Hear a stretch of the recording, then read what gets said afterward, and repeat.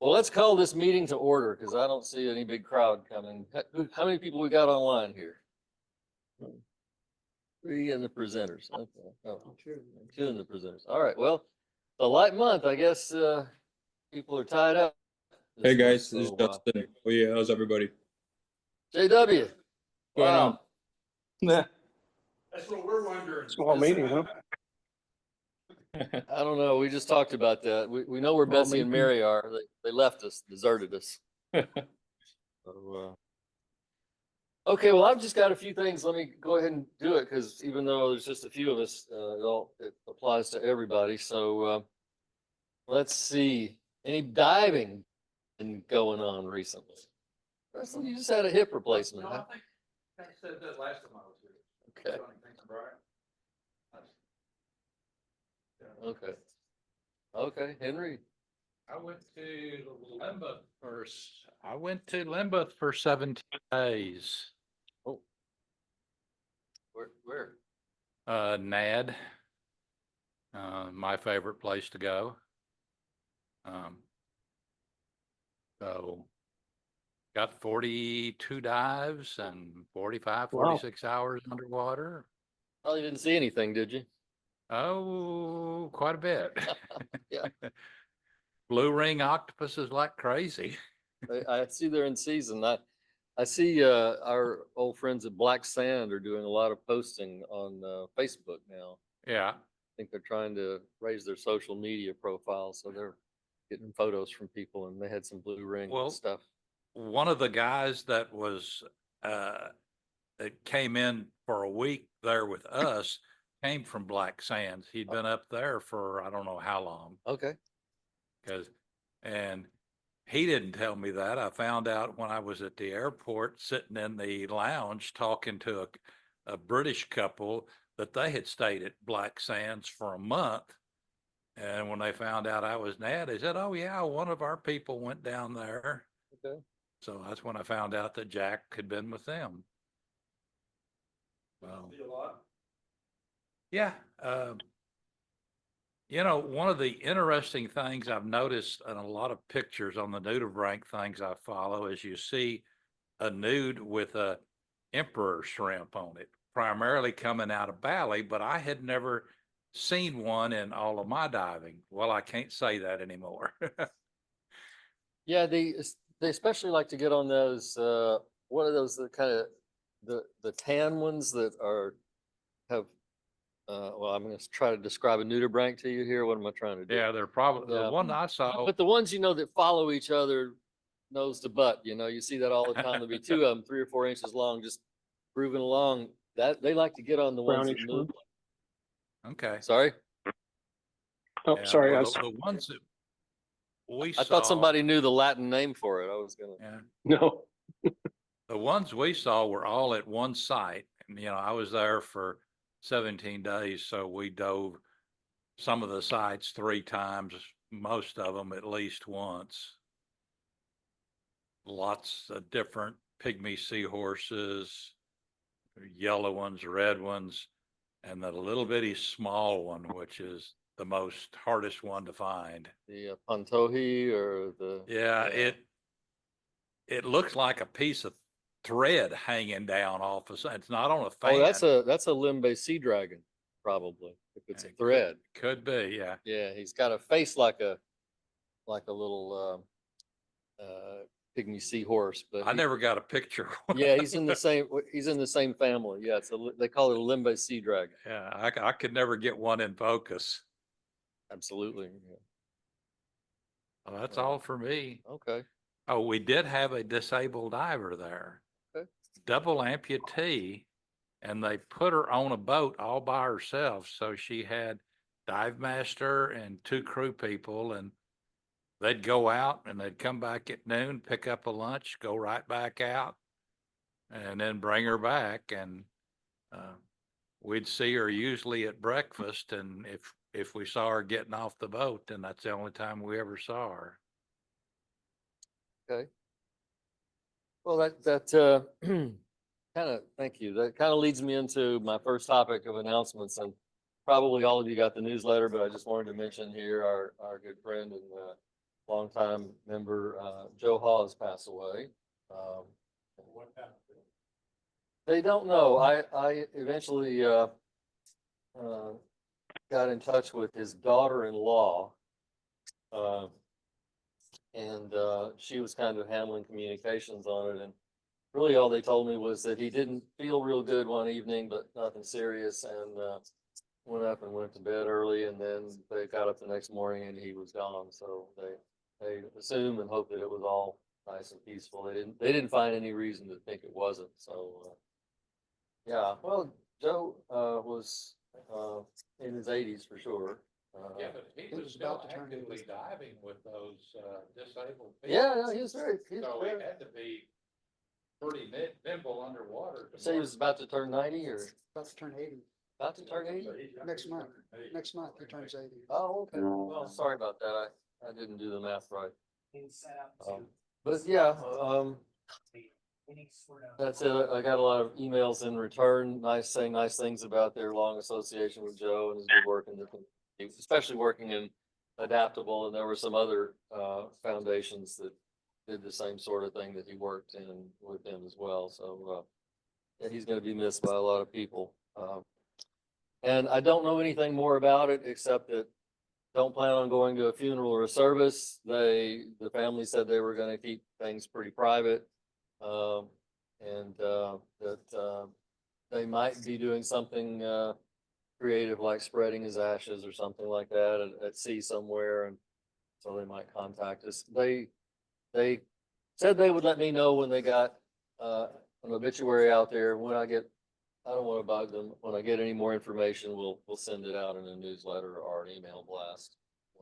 So, and also they said, instead of flowers and things, you could donate to some of his organizations, Adaptable, and there were a couple of others that.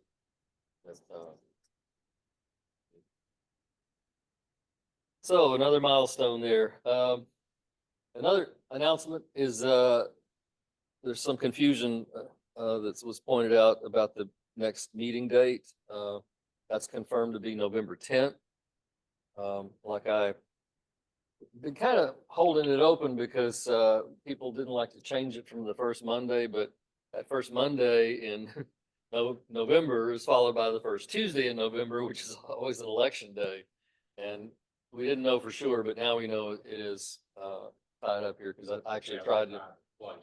Yeah, I tried to go in and reserve a room, any room on the November 10th. I couldn't get anything, so they just. They're all getting ready for November 3rd. Yeah, they're all getting ready for the Tuesday election. Yeah. Did we change it in the newsletter? Yeah, well, I didn't know she was going to put it in the next newsletter that she sends out. I didn't know it It's was. in the last. I didn't know it was incorrect, so she saw that email too. Welcome. We just double our audience here. Good diving, Scott? Okay, move on. There you go, Scott. Let me guess. Truck.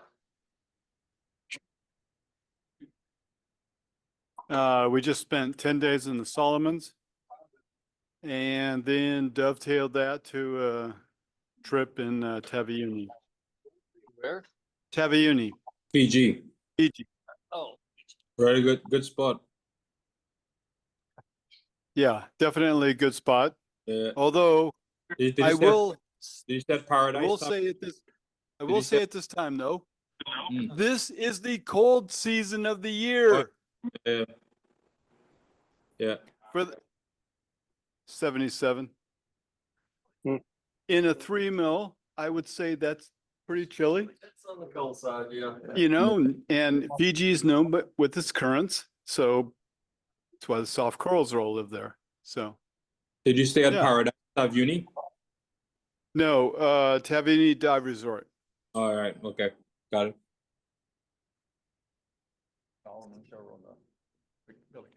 And no, Solomon's Master. And we did a best of, which is a 10-day trip. Start at the Florida Islands, go to the Russells, then hit Mary, and then into New South Georgia, and then back to Russells, and then no, This was not a rec trip. Next fall, we'll be doing the rec trip there, the Iron Bomb Sound.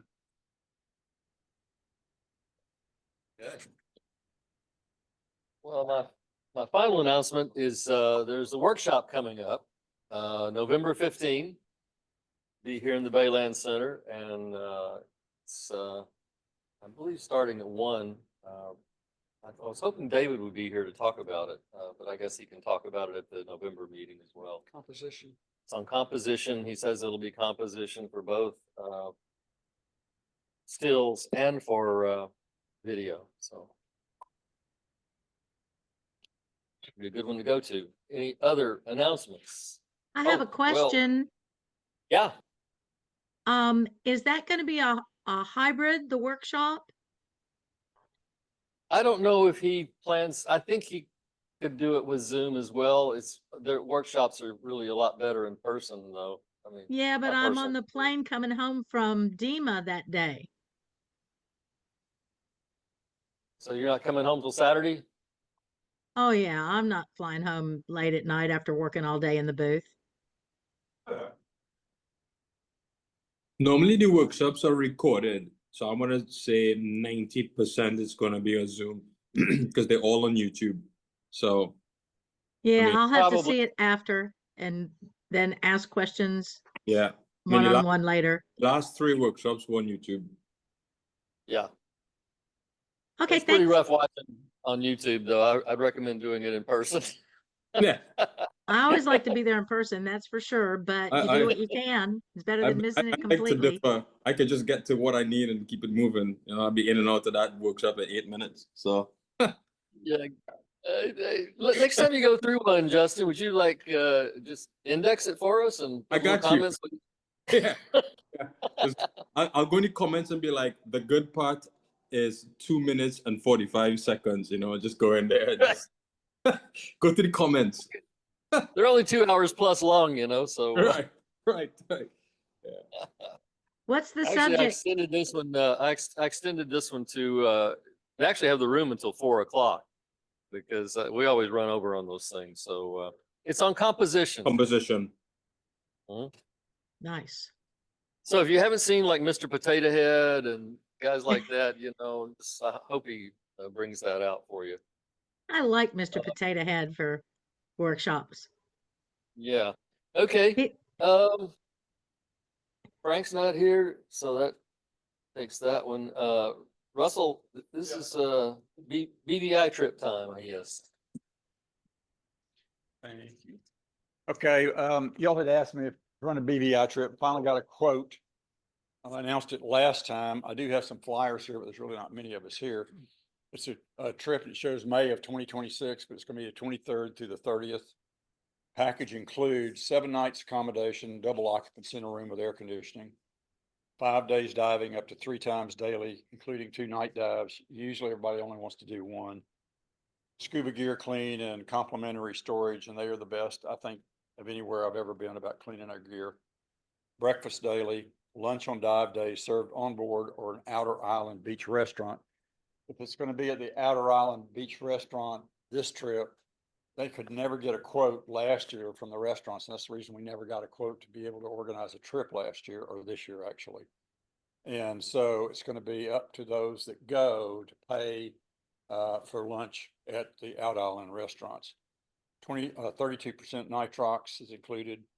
Welcome cocktail party and dinner first night. Welcome gift bag.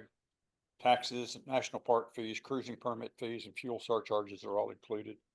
Taxi transport from the ferry dock and or airport, depending on how you get there upon arrival and departure. Taxi transport on scheduled to and from the marina for the breakfast and for all diving days, and also when we leave. The package does not include gratuity for the dive staff. The breakfast includes 1 drink per person. Any additional drinks are not included. I've never noticed them say you can only have 1 cup of coffee though. They refill the coffee all the time. Lunches at out island restaurants will be paid by each guest on each day of the trip. Cost is $2,300 per diver, double occupancy, $700 for a single person supplement. Non-divers are $1,200. That's really it. I've got some handouts on the table up there. Can you send me an electronic copy of that? Yes, I did send one to Betsy, but I asked her to put it on the webpage, but I didn't get it. So anyway, I've got 13 people that have indicated that they are interested. I will send out a letter probably this month to those that will get back with me, and tell me that they are interested. I've already waitlisted a couple of people, so like Did you give those dates again? 23rd through the 30th. It's Saturday, the 23rd is Saturday. And how many people are required to make? 10, at least 10. Yep. And, maximum of 24 divers, but you guys know I cut it off at 15. I mean, if 17 sign up like they did 25, then we had to cancel it.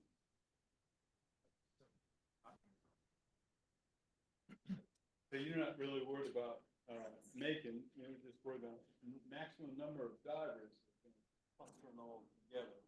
Before.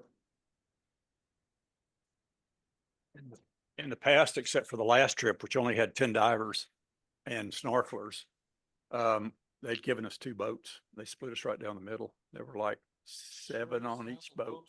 Yeah, me too. I think Martin was on one of those. Was he on one or 2 of those cruises?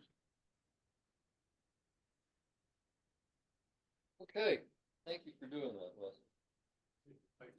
Interest is a lot different than pay on them. When do you envision payments being due? I will put that out. It's, first one's gonna be due, I think, in November or December. So the next month's newsletter? Well, the first thing we need to do is formally get it approved by the board. Right. But I don't think there should be any sorry, we first need to get it, approved by the board, and I don't foresee any problem with that. They've never turned down a request for a trip. As long as, you can know what it is and looks like it's gonna make, and doesn't involve risk to the club. So, we'll get that out to the board, and, then we can put it in the newsletter. So that's a 2026 May. Wow. It's kind of hard to say that. I can't believe we're getting close to 26, huh? Yep. Okay, well. Let's see, anything from the peanut gallery there? All right. So the last thing on my list before we go into the presentation, is, the gadget of the month. So has anybody, look through their gadget drawer? And it just so happens I have one. This is a little device I found, not because I was looking for it, because I had to have it. And I think it still qualifies for a gadget, although by the time you pay tax on it and everything, it's going to be $50. Okay. But what it is an ingenious, it's just a ball, a Nauticam ball that you would put on your housing or your tray or something. What's ingenious about it though, I don't know, have you ever had like trying to screw something into a fitting on one of those things, like you've got the 1/4-inch tripod fitting on the bottom of the camera or something like that. These things all have some fixed depth, which may not work for you and your whatever you're trying to put on there. This thing has, hold it up to the camera so that folks out there in TV land can see it. It has a little sleeve on there that acts as the actual tightening mechanism. So the screws go directly into the hole on the housing or whatever. But of course, with different housings and different locations, that could be a different depth or something. But when you get it in there, and then to tighten it, you turn this little sucker that clamps down onto the housing lip. Yeah.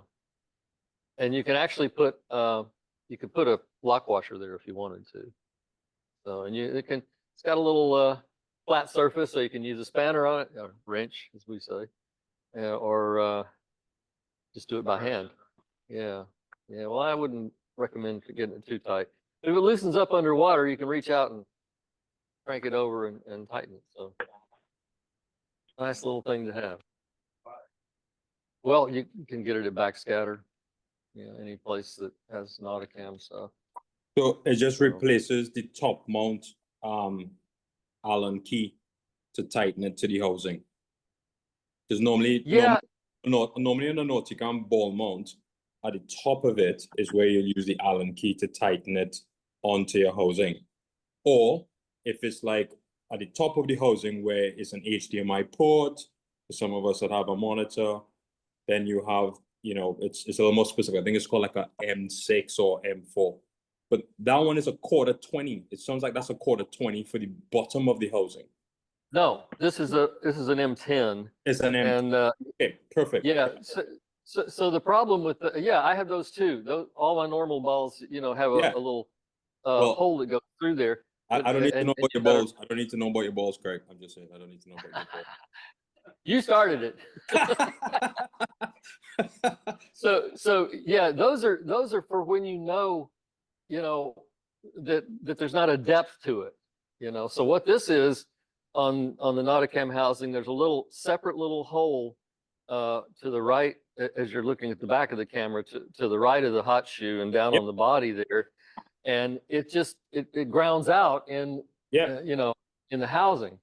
So you have to have some way, unless your ball is exactly the right length, so that when you tighten that down, it tightens it, then you could screw it in all the way tight and your ball's just sitting there up like this, you know. And anyway, I got this one because of a monitor too, because so it goes in that hole for the monitor basically, because that hole is apparently pretty shallow or something like that. You can't screw it all the way in. So I don't know. Maybe it's just an excuse to charge you $50, but for a ball mount. We all know we like more stuff than we need. This one was not optional. This is for the lady camera. When I bought my house, and I kitted out every single port, so like I don't have any free. I've got a lot of now balls. you got My a young kid, so that'll stop. Yeah, my house has a lot of balls, so I'm all right. Okay, I knew I'd get some ball jokes out of that. You started it. Yeah, I know I did. I sure did. Okay, so I apologize. Our wonderful Vice President Dennis is out diving somewhere. I don't know how you could skip this great meeting. So it comes to me now to introduce our presentation. So actually, not a lot of introduction is needed here. We all know Jody and Barry Cline. At least virtually, we know them. We'd love to see you at a real meeting, guys. You guys could take it on the road. You could take it on the road, bring it to Arizona. Well, okay, yeah. Well, that'd be better than coming to Houston.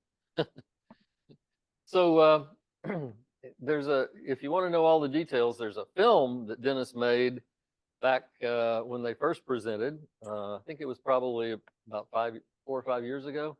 I think it's in April of 21, and he made a nice film about it. He has a good story about how he met them when the volcano erupted in the Philippines, and they were over in Puerto Galera, and he was over in Anilao, and somehow they he wasn't quite there yet, but he got a hold of a friend that we both knew, Amy, that we dove with, was talking to her, and she said that we were in Puerto Galera. So then he got a hold of me, and then we communicated that way. Right. And so it's another one of those strange connections that we make when we go on dive trips and meet people, and relationships continue. So we really appreciate it. They've been diving for a number of years and taking photographs. And like I said, there's a nice 7 or 8 minute video that Dennis made about that, and I encourage you to go watch it.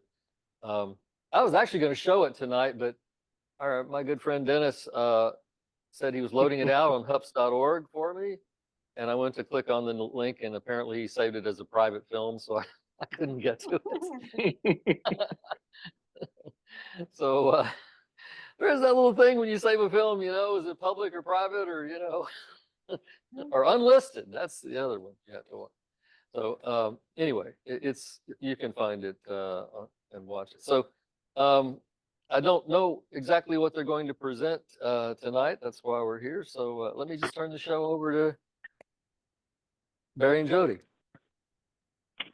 Hi, everybody. I'm Jody. I'm Barry. and we can't see anybody there, so this is always an unusual way to talk to everybody. Do we have our screen up? Is our screen being shared yet? Yes. Okay. Why don't we just go ahead and start into it? So I'll say a little bit about the title. We first developed this presentation a couple of years ago, I think, for our camera guild here in Sun City. And I would say that 98% of the people in the camera guild are not scuba divers. And so we really wanted to give them an idea of what we see when we go scuba diving. But we know you guys are scuba divers, so we're going to change the conversation that we have just a little bit and not concentrate as much about talking about the different critters, but we're going to throw in different, sometimes funny, sometimes amazing, but we don't have pictures, dive experiences that we've had over the years. So that's kind of our idea going with this. Also, since you are divers, we're not be able to lie as much as we normally do. This will have to be a little more factual, I guess. And And we you know, probably and we won't- know how big, we know how big the things are. Exactly. I know these things look monstrous when you're doing, you know, everything in macro. And your first question probably won't be, how deep do you go? And your Oh, yeah. second question won't be, have you seen any sharks? Or aren't you Right. afraid of sharks? Yeah. Okay, but we'll get going now. So there's us with our cameras.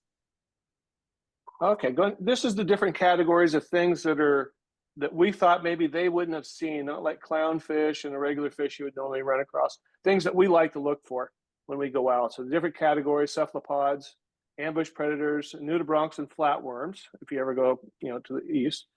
Seahorses, pipefish, and then crustaceans. We're going to go through all these. We do have time for question at the end, but by any chance, if you have questions as we go along, that would be great too. Okay, my slide's not advancing. There we go. Okay, cephalopods. Most of these are from our trips to Anilao, or in the Philippines somewhere. So this is going across different kind of cephalopods. And one of my favorite ones to look for is always the flamboyants. We've been able to watch them actually. I got shooting eggs, and as soon as I switched with another diver, one was born right then, but as it hit the ground, these are some of the pictures of it. It's about a 1/4 inch long, and they hit the ground and they're hunting right away. They don't go look for a place to hide. They go look for something to eat. So some of you might have heard our long discussion about videos right at the beginning of the meeting. Because of Zoom, we had to compress these videos, and also we shortened them a little bit. By we, she means she. If you haven't seen a flamboyant cuttlefish before, they are pretty amazing. It's thought that they communicate through those color changes that they're actually making on their body as they go along. And this is one striking. So we did not get a video of this, unfortunately, but you can tell here they'll come up on something and they shoot the tongue out, be able to get it. So these are actually some of Jody's shots that she captured this guy on.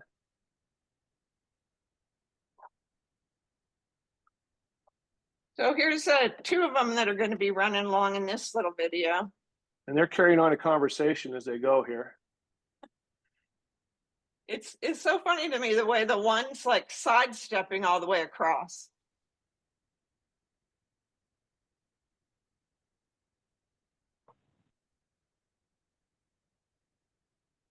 And this is the eggs that we were telling you about that I was shooting. So I was getting these guys that we'd go check on them almost at least once a day if we were in that area.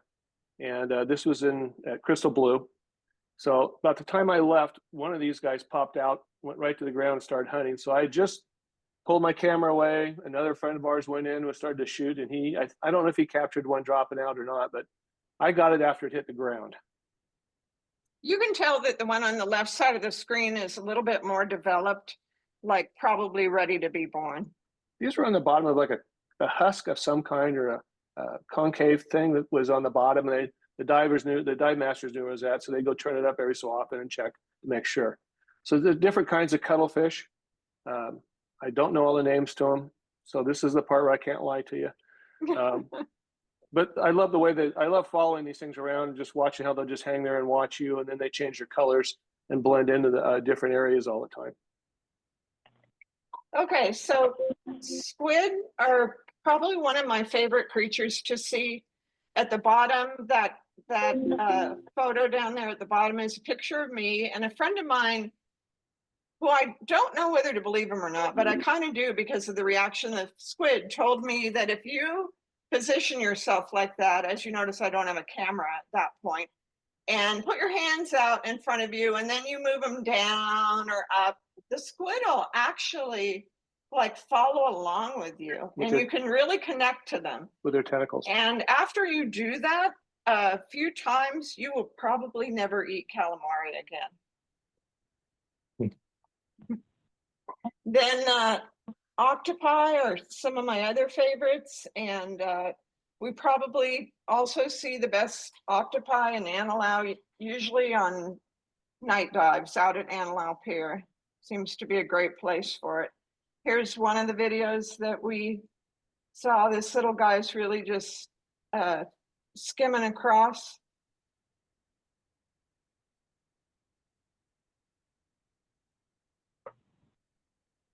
And then this is a really interesting one. This is an octopus fight. And what happens, I'm just going to kind of set it up so you know what you're looking at. The guy that you see on the screen right now was living in this old, like Chinese takeout paper container. The other guy that you'll see in a minute has a much better house. So this guy's going to go over and try to basically kick the other guy out of his house and take over, and you'll see the story of what happens here.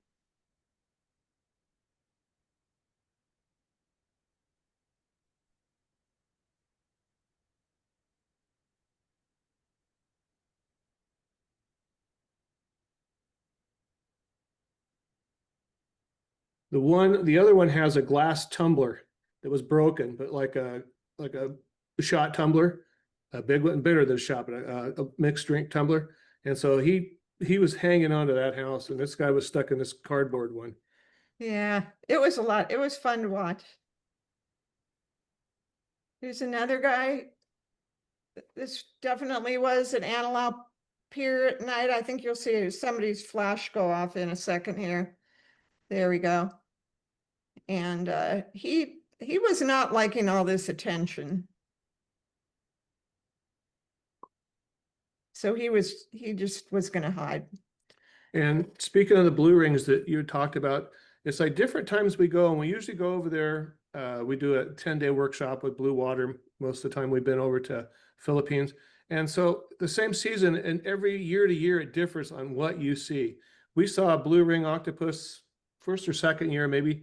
And then since then, we really haven't seen one. We had a lot of people this last trip, but that's what all they were looking for. And we never did get a shot of one. But this time they were like all over the place. We chased this guy around a while and tried to get some shots of him. A video we have of him, but I think we've lost the video somewhere, but we had quite a few good stills of him. This is the still that we have of him in flight. And at that moment, he's not flashing his rings that much. But it was still a lot of fun to see. And Justin, did you say that there's a season for blue rings? Was that you talking? No, I think that was Henry. Okay. Then we come into ambush predators. This is like one of my favorite things because they don't run away from you. They might walk away, but they're usually going to be stationary for you. So different kinds of hairy frogfish. And if you've ever been to Crystal Blue, you'll know that there's a story there with Mike. So we're shooting all these hairy frogfish. And then Mike comes up with a disposable razor off one dive. And he says, okay, go ahead and I've trimmed these down for you on this dive. They're going to look different. So then we ran across these the shaved hairy frogfish is what he called them after that. Then painted frogfish, warty frogfish. The warty ones we saw one trip, never saw them again. It's strange how they kind of come and go, or different ones. I don't know if you just don't run across them or if they're not in the area at the time you're there. The first time I ever saw a frogfish, we were diving in Hawaii, and on the off the big island, and there was a frogfish just hanging like on the anchor chain, I think it I think was, it was on a mooring rope kind or a of. mooring Yeah. rope, something just hanging there. And I thought it was so cool. And then when we went to the Philippines and saw this extravaganza of frogfish, I realized maybe what I'd seen in Hawaii wasn't as amazing as I first thought. And once again, our first, second, and third trips there was like nothing but frogfish, it seemed like. And that's one of our torches, and you can look right in the middle of that torch and you'll see a baby frogfish. And I had an argument with Edgar, he was our dive guide there, as to, I kept thinking it was a nudibranch, and he kept, no, frogfish. And my eyes weren't good enough to see him. And that's him with his finger showing it to us, a little bit better view of it. A lot of people will show this and they can never figure out what the finger is sticking into the screen there. Another one that's fishing, he's got his bait out at least. And this is one Jody caught. We were coming up to the boat and there's some of this stuff going by, and someone said they thought they'd seen one. So we got looking, and there's seaweed floating by us. And so there's like 4 or 5 of us there with cameras, and Jody's the only one that even got close to getting a shot of it. But this sargassum was up into the thing, and he kind of took off. They caught him in a bucket and they put him back into the water. And this is the best shot we got of him, the only one I've ever seen. So this is a sargassum frogfish. They live in sargassum. As you can tell, that when you're just kind of going along, they are very difficult to see. And that white that you see in the background of this photo, that's actually the side of the boat. So that it was like almost right on the surface. We were just coming back from our dive.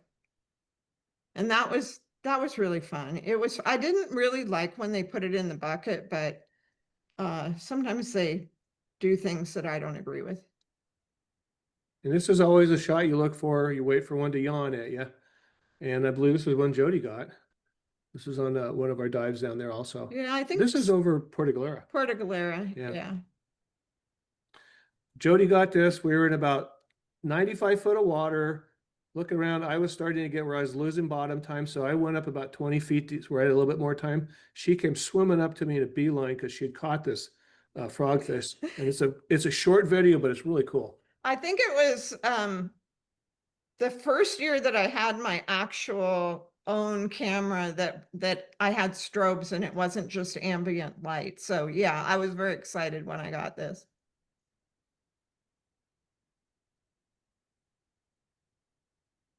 So I say short, but you get a yawn and a strike. So I thought that was pretty good shooting at that time to catch all that action at one shot. Yeah, it was fun. These are ones I've only seen once there, and I've looked for them every time you go. This is a night shot in Antelope Pier. If you've ever been there, it's maybe 20, 25 foot of water most of the way around. It's just sand bottom. But stargazer, and I like to catch one burying themselves, but this is the only one I ever got to. Then Rhinopius, which is always one of my favorite to look for, because first we saw them, I had no idea looking at it what it was, because I'd never seen one before. Like a lot of them, the different colors, you can tell white, gold. We saw purple ones. Well, this is like one we do for people. You guys, I'm sure, will know what you're looking at. The false eyes down below, that your eyes go to those white spots, whereas eyeballs are, of course, above that.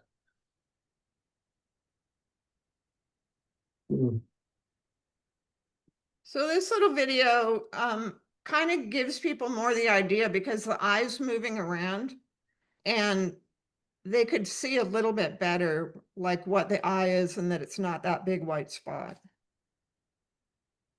And if you guys are familiar, this was right out in front of that. It's called a Bethlehem as a dive site, New Bethlehem or Bethlehem. There's a little village right above it. So there was a lot of debris on the bottom. And lucky someone pointed this out to me, because that would have been really hard to see this on the bottom. Then we get into the favorite thing for over there, nudibranchs and flatworms. Just nice. This is when I first started snooting, and I was able to catch this guy. I don't know the names on these guys. So this is one I just really liked, getting him posed up where he was and be able to hit him with the spot, because it took several shots to get him right. This was using a retro. And then we'll use this for people who have never, they'll wonder what they are, because most people don't know what a nudibranch is. And then let them watch them how they navigate around. Not the best video. It refocuses. It does. I know it's a little bit of a current when I was sitting there. We're not really videographers, you can probably tell. In case you guys are wondering. It's just a different variety here of different kinds of nudibranchs again. The ones that are more ornate, with a lot of bright colors, have a little bit of poison in them, so most fish won't eat them. The other ones, like the ones down the bottom left that look like they're part of a coral, those are ones that they do eat because their only defense those guys have is to be able to hide amongst a community that they look like they're part of. And the one in the bottom right's a melby, which is the only nudibranch that actually will eat live things, from my understanding. This is a baby. And there's Edgar's fingertip again. So we're just showing these people the variety, different kind of nudibranch that you're going to get around. I was thinking I might have some of those brown ones, but not on this page, the ones that follow each other around all the time you were referring to. My favorite ones, the ones on the bottom right that were there. And again, just there's over 1,300 different kind of nudibranch just in that Anilau area. And they're discovering new ones all the time.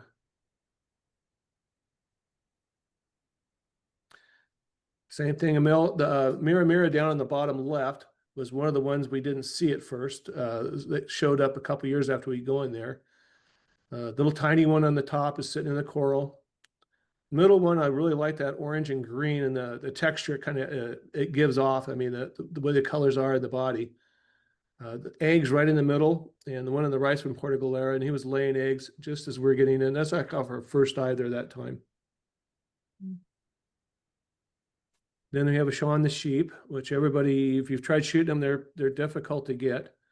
Usually kind of shallow on those grass, and they're usually sideways too. So you're trying to get your camera around to where you can actually get a good shot at them. Two in the middle are mating. One down the bottom left, I thought someone had told me it was rare, and then a Pikachu Right. Pikachu on Pikachu. that one. And this is a short video we have coming up. Is this it? Right, so this is we were wanting to show what it is first, because when you see the video, it looks like a blob. But watch it very carefully, especially on the right side of the screen, and you'll actually see a lot of action there. Some skeleton shrimp in here that are getting caught up in the hood.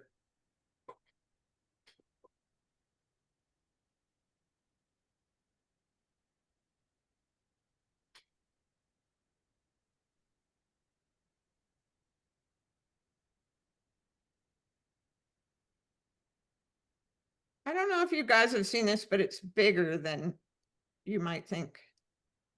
If you know the size of a skeleton shrimp, you can kind of go from there. But he didn't like getting bit, so he's going to go somewhere else. Well, he's going to try accidentally. There's some more down here. The clear things. Looks like there's one there with a bunch of babies, and she's trying to get away. Right. And then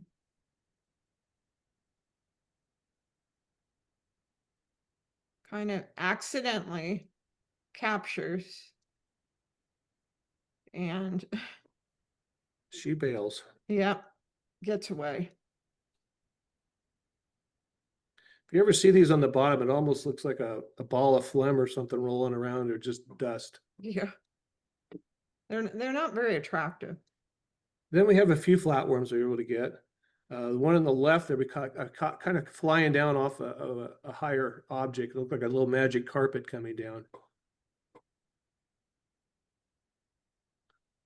So the crustaceans, I have a couple of crustacean stories. Unfortunately, I don't have photos that go with them. One time we were diving up in the San Juans off the coast of Washington State, and there were a lot of scallops there, and some people were scallop hunting, but I was going along, and all of a sudden, all these scallops just start Swimming scallops. snapping away, and Swimming scallops. swimming scallops, right? About the size of a silver dollar. Snapping away, and it was just like kind of like popcorn or an explosion of scallops. I really wish I, Probably 100 to 150 of these things that she went over, the pressure of her body going over the water pressure just changed enough that these things all just took off from the bottom. yeah, And I think that she got startled a little bit as they exploded up around her. know what was happening at first, but then it turned into like an amazing experience.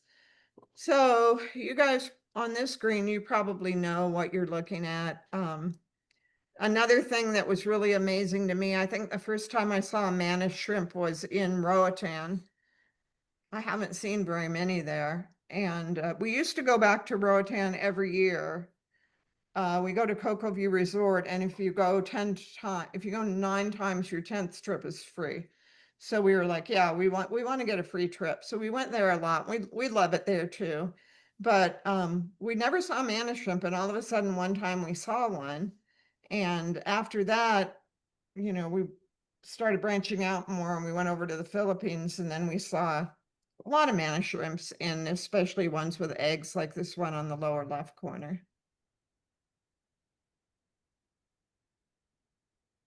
More examples of various kinds of crabs. And then shrimp and lobster. This one in the top left is unusual. That's one of Barry's photos. Harlequin shrimp. There was a tentacle, starfish tentacle they had there they were feeding on. And then just more. Tiger shrimp. I think that's one of the emperor crabs you guys were talking about. I have not seen one of those guys or emperor shrimp riding on a nudibranch. The ones we saw were riding on these sea cucumbers. They always seem to be hitching a ride on them. Then a lot of whip coral shrimp, barrel sponge crabs, bottom right. See those quite a bit. So one time, I think it was either the first or second year that we were diving, we went on a Channel Islands trip. It was actually on the Conception that much later burned down, but we were on the Conception with the dive club from Eugene, Oregon, where we're living at the time. And it was a lobster trip. And so most people were hunting. We were not. And like I said, we were new divers. And so between Barry and me, I'm kind of the navigator. And at that point, I don't think you had your camera with you, but back then I was the critter finder and he was the photographer. But we were going along, and he got my attention and told me, okay, all this, of course, through hand motion, let's turn around and go back to the boat, was the motions that he meant. But what you probably all know, when you're talking in underwater, there's no such thing as a future tense. And so what he thought he meant was, in a little while, when we're at half tank, let's turn around and go back to the boat. But that flew right over my head. So I immediately turned around, but he was ahead of me at that time, and he just kept going. So I went, being the navigator, I go to the anchor chain, I go up to the boat. By that time, of course, I had noticed he wasn't with me, but I thought, well, he'll come to the anchor chain, he'll come back to the boat, and then I'm gonna let him tell the rest of the Little story. did she know. We were going along. For some reason, it popped in my head, and I should not have, I should have made it more clear. Half tank will turn around. But she thought I had half tank because I use air a lot quicker than she does. So after a while, I'm going along and I turn and look and she's gone. I'm like, oh, where did she go? So I start trying to backtrack, which underwater, everything looks alike after a little while. First time in that area. And so I thought, I'll get up a little higher in the water and see if I can see her. So I went up a little shallower and I'm going along. And there's a real good current there. And they had Santa Ana winds are blowing in the Channel Islands. Current was going, and then a sea lion came by and started buzzing me. And I was getting a little nervous about that. We probably only had 40 dives in at the time. So this thing's buzzing around me and I'm not paying attention. I should have been doing my safety stop, swimming into the current. By the time I popped up, I look over and she's coming up the anchor chain about the same time I came up. I'm 400 yards behind her, and they had to send a Zodiac to get me because with that current, there's no way I would ever have made it back to that boat.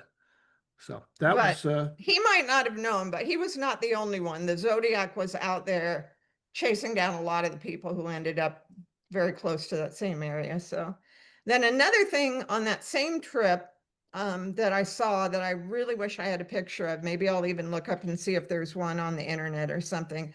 We were diving, no, was it a different trip? Or I don't know what you're talking the about. same trip? Well, anyhow, we got into this kind of situation where there was like a little bit of a kelp forest, Same and trip. it was like a washing machine kind of a current where it would just churn you like forward and back, forward and back, forward and back. Surge. So we're going along and very, very slowly because of the current.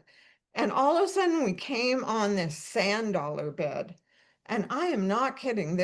Thousands of them. There was like thousands of sand dollars. And to me, it just looked like sand dollar heaven or something, you know. It was just so amazing. And they were looking. still alive too. They were still alive. They had their fuzz on them. And it was just like, kind of like, woo, this is what I dive for, you know, but like I said, no photos involved.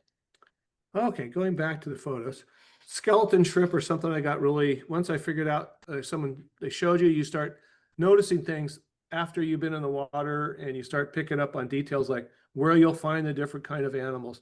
So once I started finding them, I kept trying to get good shots of them. And one of my favorite ones is the one in the center where I have a frogfish eyeball and a skeleton shrimp. I think I called it Defiance or something was it, but I don't think that's in the picture. It must got cut out. No, there's a shrimp. Oh, there he is. Thank you. It's kind of, can you guys see my cursor? Yes. Okay, that's a skeleton shrimp. This is it right here. Because I missed it. It's very camouflaged and all the rest. And this was yours. So I've always really liked seahorses. This is Barry's shot of the pygmy. We've got the ghost pipefish and traditional seahorse in the top left. That was one of my very early photos that's not in great focus. More seahorses. Many of these shots were actually taken upside down because, you know, they might be kind of buried down in the coral. And I don't know how many of you all know Steve Harms or knew Steve Harms. He unfortunately passed away. He was a real good dive buddy of ours. We went on many trips with him, and Steve had a really big habit of taking photos upside down. And I kind of learned that from him. And so a lot of these might have originally been taken upside down and then been reoriented in post-production. So different, the Limbe dragons you were talking about, bottom left-hand side, I had a pair of them. And if you're familiar with the Antelope area, that's over where the casino boat is sunk. They're right off one end of the casino boat. One right above them is like a walking stick, they called it. And he was probably about 3 foot long, but that's the biggest pipefish I'd seen so far. Jody got this one in the center, was a pug nose. And this Mike Bartik there said this is one of the first ones he had seen in the area. So they were just starting to find these things around in that Antelope area. Mushroom head coral pipefish on the bottom right. It's like everybody shot that. It's like shooting a piece of spaghetti, wiggling around through those things, trying to get a focus is tough. And this is a very camouflaged ghost pipefish. Little less ghost. And ornate pipefish up on the top, then the robust ghost pipefish, male and a female there. They usually, you'll catch them together. Of course, you guys know that. And then right next to it, and they like to seem to hang around. Crinoids. I think no, that's a different name for that thing. Yeah, crinoids. So they'll seem to, when they change colors, to blend right in with them. Some of the different areas that these pictures are from: Crystal Blue Resort in Antelope, the Atlantis Resort, Dumageddon, Cocoa View, up on the top center, and then the one on the right is the volcano shot, and that's when we were in Puerto Galera for that one. Then a little bit before we go, we thought we'd show you a little bit where we were diving at when we were in Oregon. We worked at the aquarium. So the Oregon Coast Aquarium was first known when we went there, is where they had Keiko, the killer whale, was there. So he was the only thing in there that had one giant tank. And after he was relocated and they tried to reacclimate him to the wild, they took that tank, divided it into 3 areas: rocky shores, halibut flats, and open ocean, and put a big tunnel through the middle so you could walk through the middle of these exhibits and be able to see things. So we got to clean the glass, vacuum. We didn't feed in the shark tank, but we'd feed in the other two areas. And the above picture is hard to see, but it's a panoramic. So you got to figure it's not flat, right? Because it's a pano of above the area of all the tanks and the dive area up on the deck where you're working above the tanks. So these are a few videos. Also, bottom left, you'll notice Patty will do almost anything to help you out. So the owners of our shop were the ones that would get people to volunteer to work over at the aquarium. So you could get a habitat diver card, specialty diver card from Patty when you went through their courses. So the top left one here, you'll see there's sturgeon. They had white sturgeon in there that are about 7 to 8 feet long at that time, and they're blind. So they basically will come up, they smell food, and you'll be sitting there doing something, and we're doing a fish count at this time, and they'll come up and feel like you're getting punched, but their mouth extends out about 3-4 inches. So when you feed them, they grab your whole hand and suck the food right off your hand, which in this case, you're in gloves.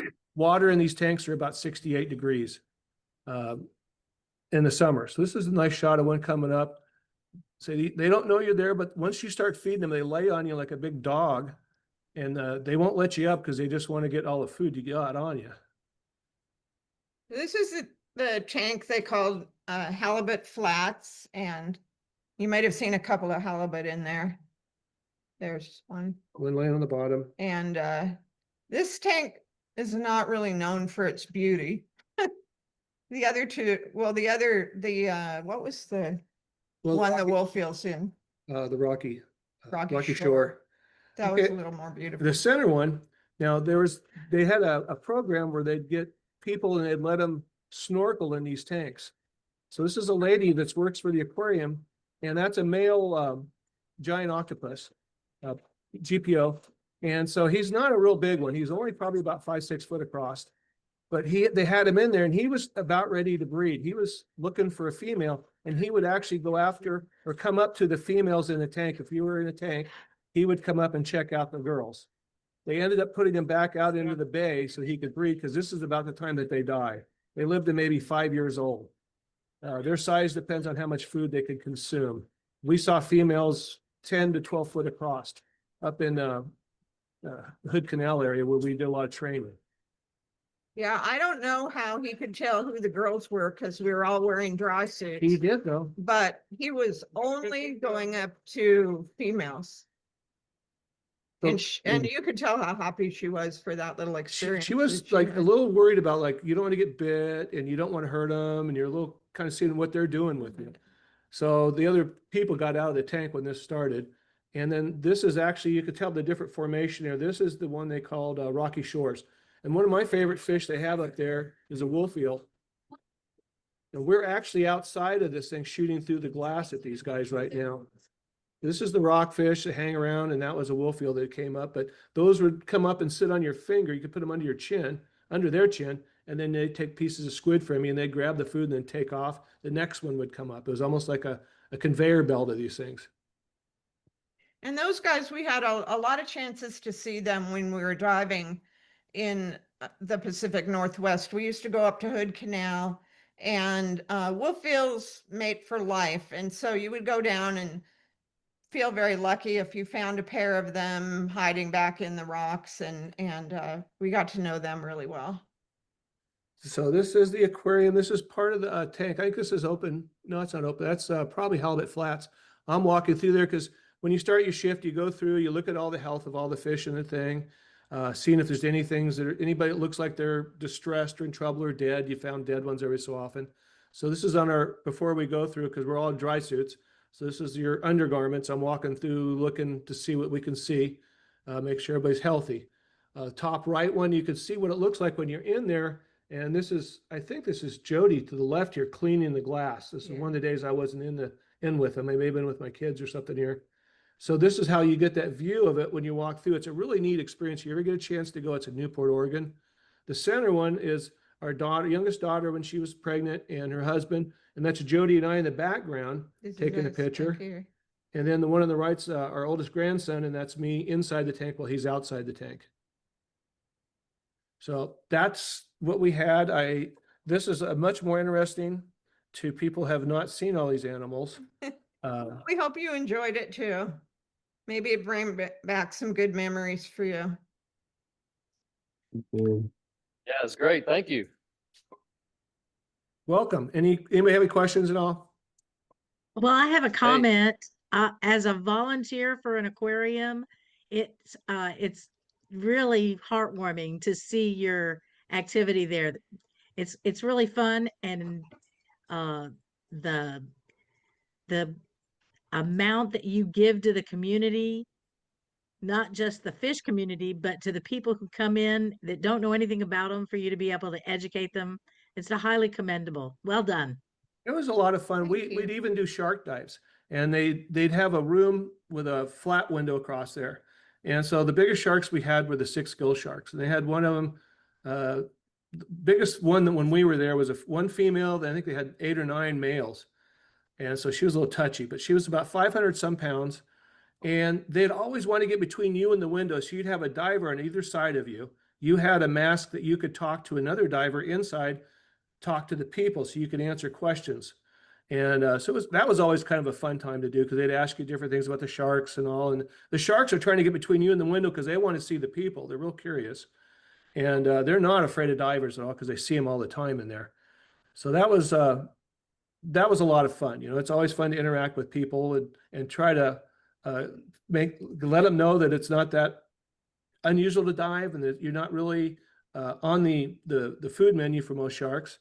So it was an interesting and a fun time we'd always have. And one thing that I thought was really important was, when you are cleaning the window, it's a lot of kids are coming up and looking at you and pointing at you, and they're actually seem like they're a lot more interested in the diver than they are in the fish at that moment. And so I'd like to wear like a little bow on my hood, or I had a little like plastic flower, because I wanted the girls out there to know that girls can do this too. Because when you're in your dry suit and everything, I don't think you can tell if, who's who. But I thought that was important, because Interacting with the kids was the most. yeah, it was really fun. And they love to watch your feet. Unless you're an octopus, you mean? Yes. Yeah, Well, that You're an octopus. octopus came up to talk to her. yeah, yeah. The octopus could tell.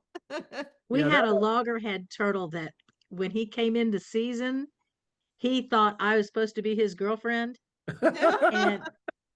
And that was always the dilemma, because we weren't supposed to touch them, but he wanted to, do the wild thing. And Yeah. thank Okay, goodness Sean was my just- safety diver. He would just, I just got behind him, and he would just grab the turtle by his shell and turn him around, and he'd swim away and then circle right back. Yeah, we get the halibut were always laying on you. The wolf eels are really friendly. When you go on the shark tank, we kind of go in, there's a shallow, like a step. You kind of go there for a bit, and then you drop down when there's a good break, because they all circle. And we had one shark that would always go the wrong way. So when you're always looking one direction for every shark to come, because if someone's vacuuming the bottom, they have somebody like almost laying on top of them, and we'd have a stick with stripes on it. And you didn't poke the sharks, of course, but you just use that, you kind of wave at them as a barrier, and they would divert and go around you. Then you get this one shark that goes the other direction. So you always have to have your head on a swivel, like, where's wrong way at, today. But they'd come up and sit on the steps sometimes. And you're trying to like get in there and kind of shoo them away without being, you don't want to touch them. They're very quick. I had one of them my fin touched Miss Peggy one time when she swam under me and I was at the window, and she turned so quick. And thank goodness was down below me. And I think she thought she was a male, because when it got season, they were all over her all the time. And she was always having to defend them off from her. And it's a neat aquarium. I mean, it's not as nice. We did since we worked at the aquarium, we got to go to Monterey Bay and do a behind the scenes tour there. We could have dove there. We could have dove there in their It's like one the big one in the front with the kelp tank. yeah, With the kelps growing in it. And we could have dove there, but we had our grandson and his mom with us. We're going down to Disneyland, so we didn't want to bring all our gear. But that would have been a fun trip to go in the water there. But that's if you've ever been there, that's a beautiful aquarium. So Well, this is great. You did bring back a memory. We were talking about the Limbe Sea Dragon, and I remember uh, when we were on that wreck in Analau, the ferry wreck, or no, the casino boat. casino boat. boat. There we go. I'll get it. Looks Yeah. like a frame. It's like a frame underwater. Yeah, and so we've come up, and Martin, who's sitting here running the show, Martin says, "What were those things that looked like two threads you were taking pictures of?" Looks like Yeah. little strings of snot hanging off the rocks down They're there. really tiny, and they're really hard to well, just I mean, it's an impossible task, right? Because you got to have a big macro lens to start with to get them there, but then you got no depth of field, and they're a long string, so then you got to get them turning exactly sideways to the string, or something creative. So anyway, I'm still working on it. Yeah. Get two of them there was really trying to get them both in focus was tough. Yeah. Depth of field, I was shooting with a 60 Olympus 60 millimeter, which 120. So your depth of field there, I just didn't have a whole lot. But it was, like I say, it's all, every time I go down, it's a challenge trying to get shots. For sure. Well, that's a really good overview. Really appreciate you guys working through, getting the thing. It ran fine. I know the video would be a little bit smoother if we could see it in person, but it was certainly fine right here to. How did that look to the other people on Zoom? Good. Great. Looked good? Good, thank you. Good. Yeah, Jody worked on that for 4 hours. I watched football, so I was doing my part. Well, This maybe is the that's why time we of don't year have much of a when, crowd tonight. There's a football game on. That's true. Oh, this is the time of year when Baseball too. Yeah, that's right. Yeah. football is like king in our house. We're pretty solid Duck fans. So our NFL teams turn into people who have Duck quarterbacks or Duck players on them. Mhm. That's who we follow. Okay. Jody, I just sent you a text. Okay, thank you, Siobhan. Wonderful Okay, presentation. Thank y'all so much. thank you very much. I guess we'll. A lot of fun. I'm glad we got connected with you all. Yeah, small group tonight. We apologize. It'll go out on the internet, on the YouTube channel once we get the meeting, downloaded and loaded out there, and you can direct people to that if they'd like to see the presentation again. Okay. I think I don't that's know all if I've got. I don't know if you can Oh, hear me or wait, not. I need to look at my notes here. We have a photo contest that I'm always forgetting about. Go to the screen. Barry and I'm Jody, always you thinking about both look Mexican beautiful. food at this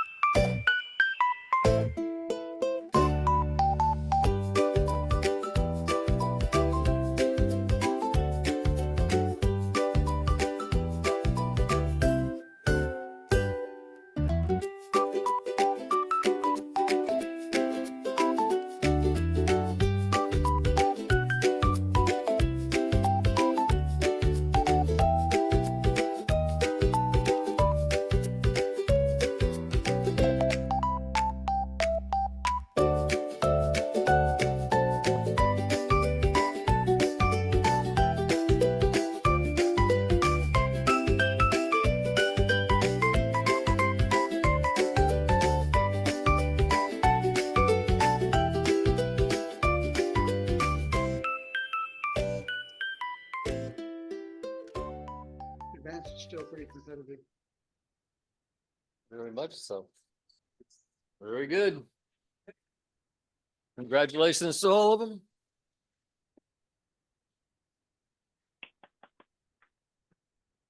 Thanks, everybody, for joining us. Anything else before we shut the lights and go looking for margaritas? Y'all have fun. We're gonna try. We got no girls with us, though. It's gonna be rough. Betsy and Mary have left me and Martin, you know. They went to Florida with some girlfriends and they're just doing nothing but probably smoking cigarettes and playing mahjong, I guess. I wouldn't count on that. Well, I know they're playing mahjong and probably not smoking cigarettes, but I bet probably a Chardonnay is in there somewhere. Yeah, it is. Yeah. Sayonara. Good night. Good night.